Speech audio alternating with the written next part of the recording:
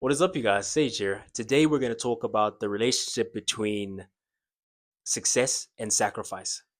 And first, we're going to touch on the relationship between, or the parallels rather, between chopping wood and carrying water and pursuing the dream.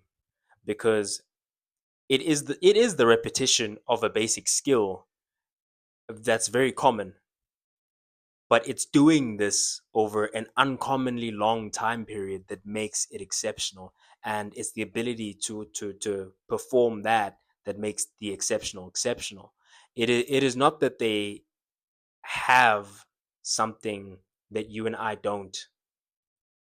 It is just that they don't have something that some of us may have. Hopefully I'm removing mine. Which is an off switch. They just never turn it off, and that's what makes the uncommonly long time horizon, and that's what feeds into that repetition, right? Is just the fact that they've been doing it the longest, and that's why they get so good at doing these things. And the reason why specifically the chopping wood and carrying water strikes me personally is because it is such a thing, especially in 2024. That would be, if you told someone that, hey, I chop wood and carry water every day, they'd be like, wow, that's so cool. I'd love to do that. And say they do. They would do it for a day, maybe two, three, a week max. Then they'd be like, okay, yeah, no, this is ridiculous. I'm going back to, to living the normal suburban city life, right? I'm going back to living just like everyone else. And they would be just like everyone else by doing so, because I think everyone would find the idea of of doing so, or there's let's say a large demographic of people that would find the idea of living such a simplistic lifestyle. They kind of romanticize it. They'd find it attractive in a way. They'd find the idea of it quite alluring. But what makes the difference is doing that on repeat every day. And especially if, say, now the wood that you're chopping and the water that you're carrying is for a day that may never come, say, or a day that's not guaranteed to come, where you're going to fill up the dam. Say there's an entire dam that you need to fill up. And with the wood, there's an entire cabin that you're trying to build, right? And you want to build it with your own hands, both these things. And what you're doing is you're chopping wood, you're carrying water. Anyone can chop wood and carry water, right? But what makes the exceptional thing, what makes you have enough chopped wood to build the cabin, what makes you have enough water to fill the dam, is not that you did these things, but it's because you did them over an uncommonly long period of time. And that's where the exceptionalism comes in. And it is in that I believe the clue of success is left behind, which is, it's not that these people do things that you and I don't do. It's just that we stop doing them before we have done what is required, before we have done enough. And most of us are often satisfied before we, most of us are satisfied with doing our best. And sometimes your best isn't enough. And it is in those moments that you should look to the heavens and thank God, because it means that you get to do more. If your best is not enough, then you don't do your best, you do what is required. And in doing what is required, you are expanding the capacity, you're expanding you. And in so doing and continuing to do and filling that up, you are becoming more. You're becoming more than your best. You're doing more than your best. And so you are becoming more than what your previous best was. And you're constantly expanding and reinventing yourself. And I believe that this is a skill that is invaluable. Something I got from Patrick Bet David. He's the one who speaks more so of reinventing yourself, but it is the verbiage, is the way of wording it that I've discovered from him. And in thinking of it in that way, I've begun to notice the pattern within myself, which is, at times I will, very often actually, if you know me, you know that if you knew me 6 months ago and you weren't keeping up to date with anything, if you came back now, you'd have to relearn me. You'd have to, hi, I think I I think I recognize you. Didn't we go to school together? Didn't we? Yo, didn't we play rugby together? Yo, what's this? Um, and that's not necessarily because of, say, a lane change, or this and that, but it's a constant reinvention of self. I'll give you a very practical example. Today, I got up at 5 a.m. to make sure that I could get the work done for the day, which is I'd already gotten into the habit of waking up, doing what I need to do, right? In terms of myself, that is the daily posts that I do on my TikTok. That's on my Instagram as well. Um, Making sure that I put out content daily, making sure that I touch base with my clients, fulfill whatever I need to fulfill when it comes to them. Just getting up and immediately getting to the work is a habit that I've gotten into. And the slight reinvention is I realized that instead of working into the night, working from earlier on is advantageous. I believe I had spoken about this in the last video, which is the advantage is that when you're working into the night, you have the excuse of, okay, I worked until I got tired. Whereas if you get up earlier in the morning, then you, it creates this deadline where if you're waking up at 5 o'clock, 4 o'clock, and you're going until 12 o'clock, there's a finite amount of time that you get to work and you get to do your deep work. So today I was able to get my reading done. I'd like to do about an hour of reading or a chapter, whichever comes first, and depending on the day, depending on the time slot, whatever. So that's what it was, right? Is okay. I like to do about an hour. I'd like to do about a chapter. If today I really didn't, I'm really strapped for time, whatever the case is. If I'm only doing it last minute and I have to sleep by a certain time, whatever the case is, then I might just read 2 pages. But what was important to me was always to get it done. And then now the mini reinvention is okay, now let's shift it from a late time block, which is what worked for us before, is that, oh no, I can just stay up because that's when no one's going to bother me, that's when everyone's asleep, etc., right? It's shifting from that to saying, oh, do you know what, I could also just sleep earlier, make sure that I make sure I get to bed by a certain time so that I can wake up earlier. Then I have the entire time block. Now there is no excuse of, oh, I ran out of time, I had to sleep, in terms of the reading, for an example. And now I can literally lock in and say, okay, an hour of reading is going to get done every day.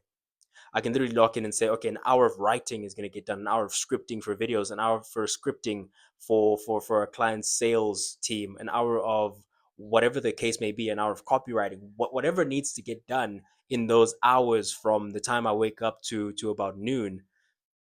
Whatever needs to get done, it will get done. And there's always work to do, and I will continue to find work to do. Maybe I'll reach out to clients myself, which is what I found myself doing today. Is, oh, actually, you know what? In this new time block, it actually opens things up, and I was looking for to fill my client list up. I had filled it up to capacity, which was 6. um, One of my guys is struggling with communication. One of my girls is busy doing another thing, and then another guy just plain dropped me. Not getting back to me. I'm like, oh, okay, cool. Absolutely no problem. Guess I shouldn't have counted my chickens before they hatched. Lesson, you know. And it's like, okay, so when that guy's communication issues are fixed, I'm gonna be up to 4. My core 3 are solid. We're always working constantly, daily, trying to get done what needs to get done. Really, really awesome team I'm rolling with. Really blessed to have them. Really blessed to be working with the killers that I'm working with. Um, but that being said, they're locked in, but we know that we can still do more. We know that there's still more to do. And so, I found myself reaching out to people, trying to, okay, let's get in who we can get in, and let's take those leaps that we may be afraid to take, or that we may not have had time to take. But the thing is, um, there was time. There was time to be made, and there was time to be made earlier on in the day rather than pursuing it later on. Do you see what I'm trying to say? And it is in these times that we're trying to shift around, and that we've successfully done so, to the point where I can even record this, still on the same day. Got my workout in. I work out for like an hour maybe, got reading done, just everything is done, and I still have so much time left in the day, to continue to do whatever I need to do for the household, whatever the case may be. And here's my thing that I want to bring it back to is, in the creation of that, you find the time to do those basic things. This is a very basic thing that I'm doing here. It's not advanced at all. There's nothing crazy that I'm doing. There's nothing I'm doing that no one else could possibly do. But how long are they going to do it for? How many people have YouTube channels that they're very infrequent on? I was I was one of them. I was one of them myself. But how many people have YouTube channels that they're infrequent on? How many people are infrequent on their social medias? How many people are infrequent on a lot of things that are very, very basic things, very simple to do? But the hard comes with the consistency. It's for example, and I thought of this the other day, is okay, do squats. You do squats. You come to me and say, hey, Sage, I want to get in shape. I'm like, okay, awesome. Do squats. You do squats. Okay, done. What else? Do sit-ups. Do sit-ups. Okay, I'm done. What else? Do some pull-ups. Do some pull-ups. Come back. Done. What else? You can go. Are you trying to lose weight? You trying to put on weight? Like, what are you trying to do here? It's like, well, I'm trying to put on a little bit of muscle. It's like, oh, okay, well, eat this amount of meals per day and then incrementally increase it. Okay, awesome. What else? Now do it every day. Oh, I can't do that right now. I have to work on that every day. And that's the thing. That's when the difficulty comes in. It's easy to work out. It's easy to read. It's easy to make content. It really, really is. But the differentiator is the longevity of the chopping wood and the carrying water. That's what decides who is going to be able to lay the most foundation. And the wider your foundation is, the bigger you can build the building, you know. um Next thing I want to touch on is, I don't think success exists without hard work and dedication. And perhaps riches and wealth exist, right? They can be inherited, they can be passed down, but not success. Success is leaving it all on the field, wiping the sweat off your brow, and knowing that you gave your all today and lost, but you're still going to get up and do it again tomorrow. That's what success is. And you can't inherit that. You can't fake that. You can't, like, it's very easy. And that's why I think you may find people who came from certain houses, who came from certain privilege, whatever, living a certain lifestyle, and they're still very unhappy, and they feel unfulfilled and unsuccessful. It's because you can't inherit grit. You can't inherit leaving it all on the field. Effort is between you and you. You know if you didn't give your all, even if you won. I mean, imagine that. Imagine not giving your all and still winning. Imagine how empty that would feel. Hence people win in, like, go into bouts of depression after winning certain titles. It's because of the purposelessness that follows sometimes, in terms of 100-meter sprinters, stuff like that, gold medalists. Win your gold medal, then it's like, man, what now? Because that was my life's purpose, right? I was gonna go in, I was gonna win this thing. And then you win it twice, you win it 3 times, 4 times, whatever the case is. And it's like, now I can't run anymore. Now I'm at a certain, what now? And so you can inherit money. You can inherit good genetics. You can inherit a lot. What you can't inherit is success. You can't inherit winning. You can be in the position of a winner, but you'll know that you haven't won because you didn't give what you had to give to the world. And so I think a good aim, a good goal to have, um, is to leave it all on the field of life, and to sacrifice without regret. There's a video right here. Please watch it. If you want to support this channel, please do subscribe. Thank you for watching. I've been Sage, signing out.